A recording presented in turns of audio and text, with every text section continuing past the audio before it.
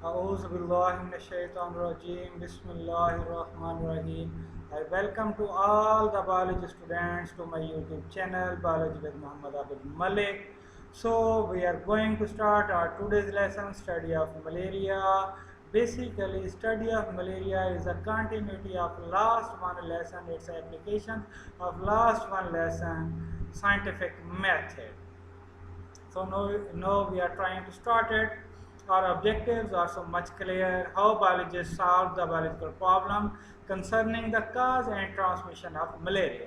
That are the today's objectives.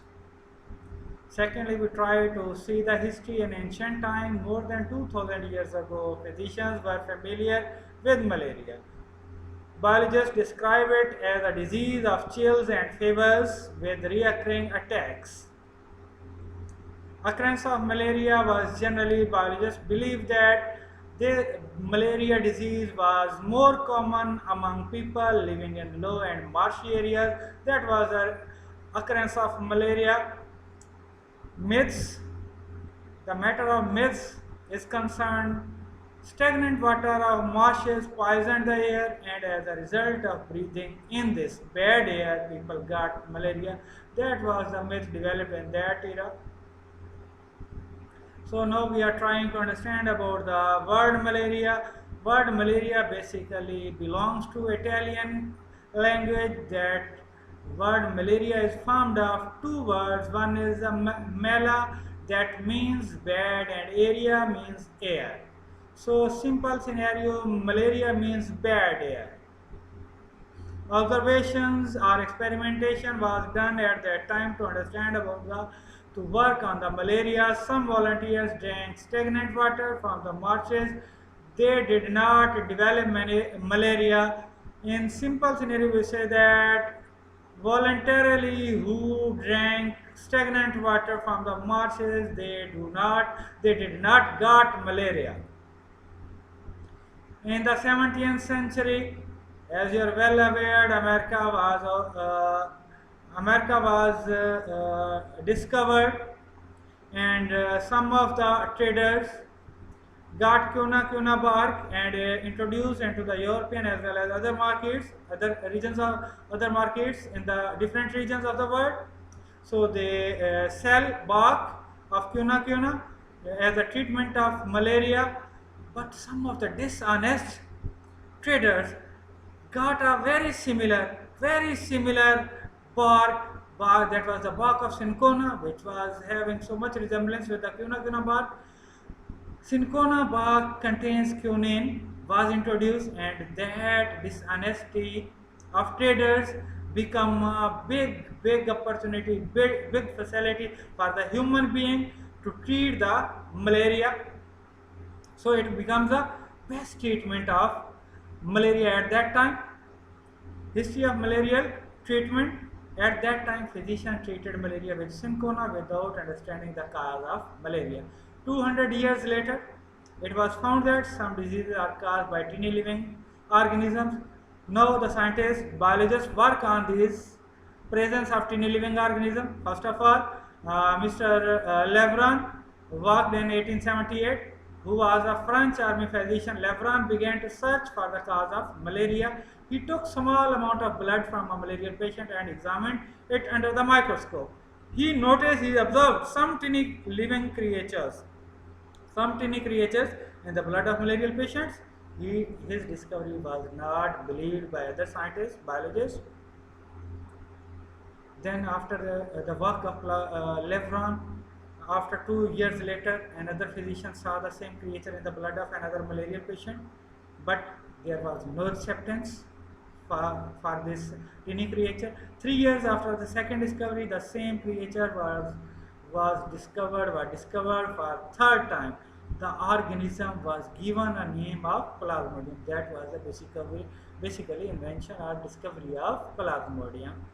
So in the last part of 19th century, observations was made. Malaria and marshy areas have some relations. Quinine is an effective drug for treating malaria.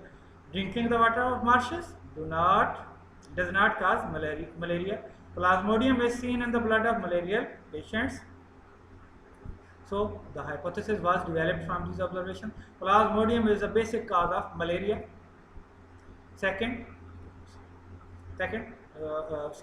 hypothesis was developed. Plasmodium is the cause of malaria. Second, deduction was developed from these hypotheses. If Plasmodium is the cause of malaria, then all persons with malaria should have Plasmodium in their blood. Now the experimentation has been started. In the experimentation, 102 groups was introduced. One was the control and second was the experimental group. In experimental group, 100 malarial patients was examined under microscope. Basically, scientists, biologists take blood samples from 100 malaria patients and examine under microscope. And other group, that was a control group, that was basically based on healthy peoples. 100 healthy peoples persons was selected and collected their blood samples and examined under microscope. The result shows in the graph. 100 in experimental group, 100 in experimental group, that are the malarial cases. 100 cases blood samples was collected. All the samples carry Plasmodium. In control group, 100 samples was collected, but only 7% persons getting Plasmodium in their blood. That was the incubation period, and other 93% was having no presence of Plasmodium. That was the results, and so it proved that Plasmodium is the basic cause of malaria. Now in the second step, the second question was generated: how Plasmodium gets into the blood of man. Observations of biologists was made. Malaria is associated with marshes. Drinking water of marshes do not cause malaria.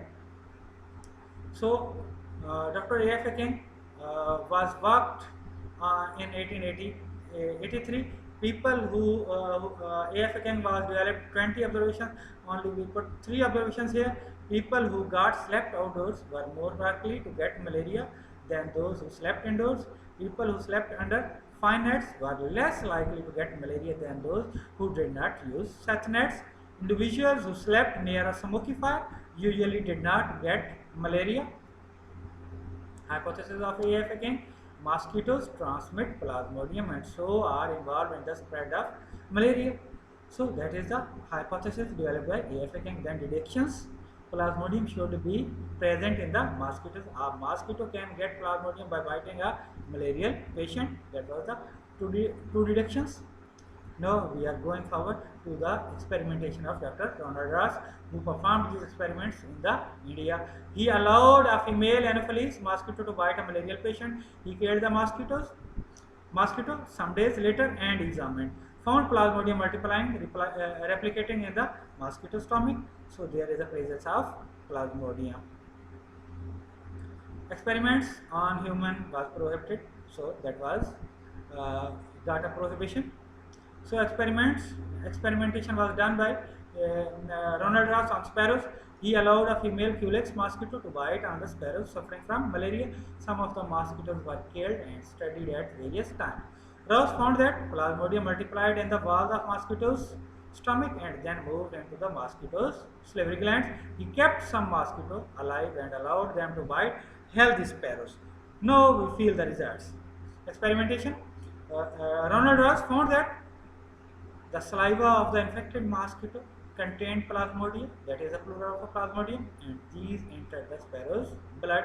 When he examined the blood of these previously healthy sparrows, he found that many Plasmodia were present there.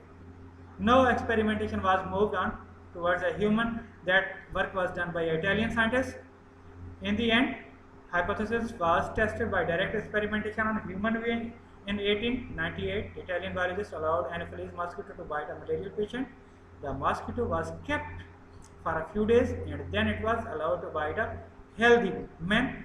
This person later became ill with malaria. In this way, it was confirmed that mosquito transmit Plasmodium and spread malaria. So, second hypothesis was also be proved by these experimentations. Plasmodium is the basic cause of malaria and it is spread by the mosquito. So we are going forward to our last segment, evaluation. Describe about the work of Lebron and malaria on malaria. If you got it, then put